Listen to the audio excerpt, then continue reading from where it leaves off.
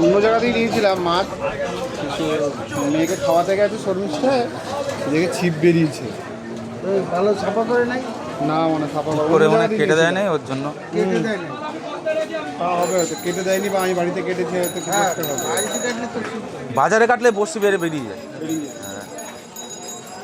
তারপরে আবার দুবার সময় চেকও করছে, আচ্ছা বুঝছো? খালি বাজারে কাটলে হবে না, আবার বাড়িতে দুবার সময় চেক করতে হবে। চেপে চেপে। হ্যাঁ, এইরকম এরকম চেক করতে হবে, তাহলে ক্লিয়ার হবে।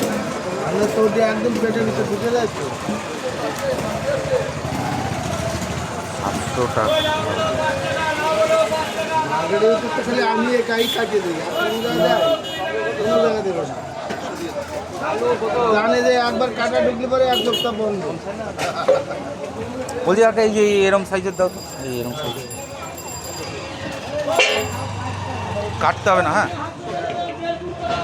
বাড়িই কাটবে নাকি? হ্যাঁ ও পুচকিটার জন্য। হ্যাঁ ওদের জন্যই। কালকে পরশু কিনা একদম 300 গ্রাম চিংড়ি হবে। হ্যাঁ, বাকি দাদা ছাড়বো। কোথায় পুকুরে? আজকে আগের বার নিয়েছে আমাদের 3 হচ্ছে আগে, ওই বড় বড় হয়ে গেছে, এখন ছিটতে বাদে বাদে খাচ্ছে।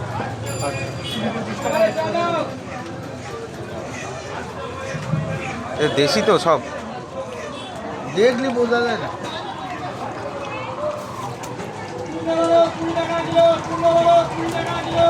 ওইগুলো দেশি দেখি।